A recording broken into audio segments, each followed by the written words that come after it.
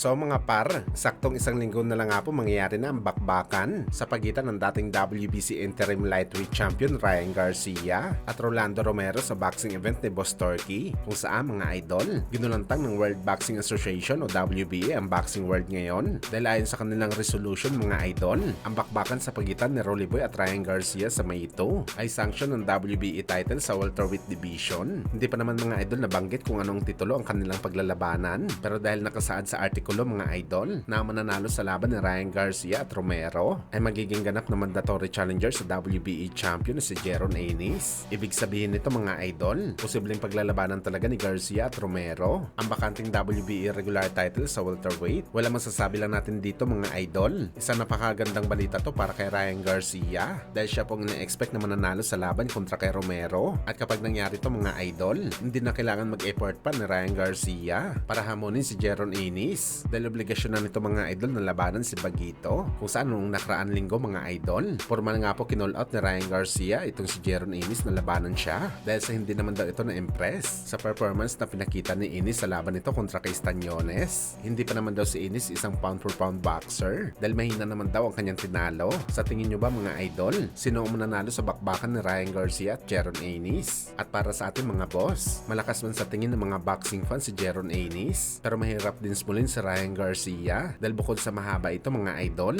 mabilis din ang mga kamay nito sumuntok. Kumbaga mga idol, may tulog din si Anis kay Bagito sa bakbakan.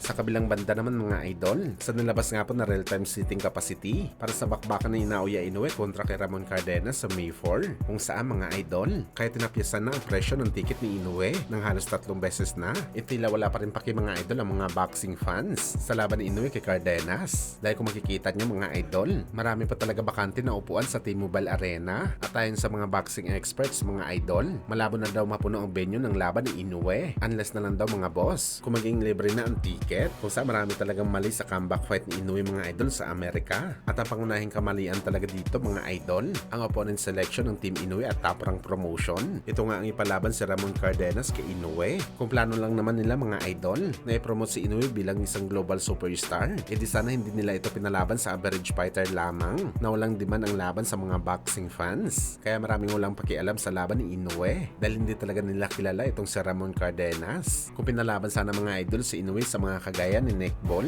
posible mapuno pa ang venue ng laban. At sa mga nagsasabi mga idol na kaya lagpasan ni Inoue si Manny Pacquiao sa lahat ng nakuha na record ng Pinoy Legend, magdadalawang isip na kayo mga idol. Dito pa lang kasi sa pagiging global superstar, wala na, sunog na si Inoue. At para sa atin mga idol, mahirap talaga si Inoue maging global superstar kagaya ni Pacman dahil ang Pinoy Legend po mga idol, bineld up ang sarili sa paglaban sa malalakas na kalaban sa ibang bansa sa Amerika. Si Inoue naman bineld up nito ang kanyang sarili sa laban lamang sa Japan, at ang mga kinalaban nito mga idol, masasabi natin na mga weak pa talaga. Kaya hindi talaga natin masisisi mga idol ang mga kagaya ni Shakur Stevenson na sabihin na kulilat sa kanya sa pound for pound si Inoue dahil sa mga kinakalaban nito na hindi namang kilala.